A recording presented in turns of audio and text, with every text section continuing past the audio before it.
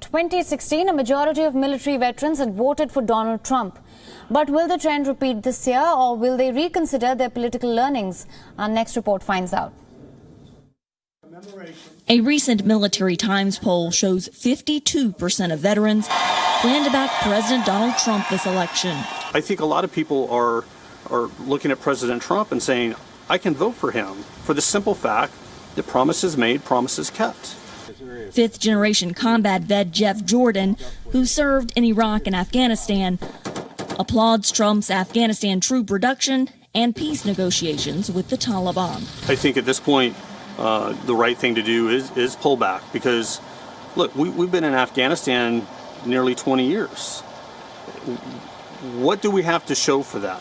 Not only has Jordan thrown his support to Trump, he decided to run for Congress. The veteran community is important to me. A big part of his platform is outreach to older veterans, like Vietnam vet and Trump supporter Curtis Herrick. If you believe he's a nasty personality and don't think about all the rest, you might throw the baby out with the bathwater because he's really getting things done.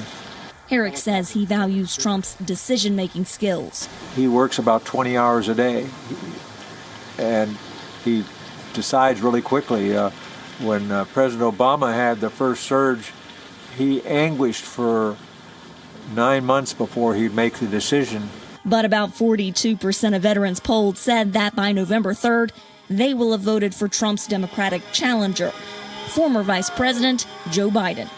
That includes longtime Republican and Marine vet Jim Naylor. I've never voted Democrat. Who voted for Trump in 2016. It was a big regret after that. I felt dirty about it. Hi, my name's Jim. Naylor created a viral video for the group Republican Voters Against Trump in 2020 after Trump criticized veterans and service members, including the late Senator John McCain, Trump's former defense secretary Jim Mattis, and Lieutenant Colonel Alexander Vindman, who testified against Trump on Ukraine during impeachment proceedings.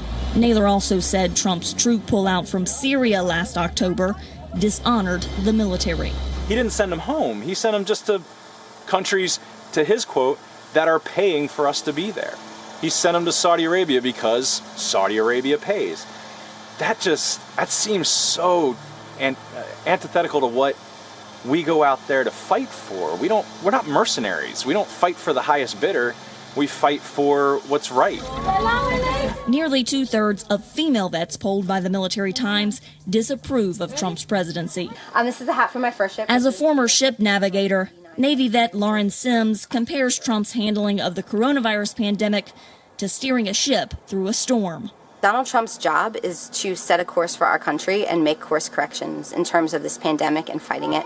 And he hasn't. He hasn't set a course, let alone corrections. And it's really scary. I truly believe that Joe Biden is a person that will do that. Much like undecided voters and the general population, a small percent of veterans polled are split between third-party candidates or sitting out the election. My choices, in my view, are either cyanide or, arsenic. Iraq War veteran Josh Hill voted third party last time in protest, and once again does not like any of the choices. Carla Babb, VOA News, Washington. Co-presented by Skoda. Simply clever.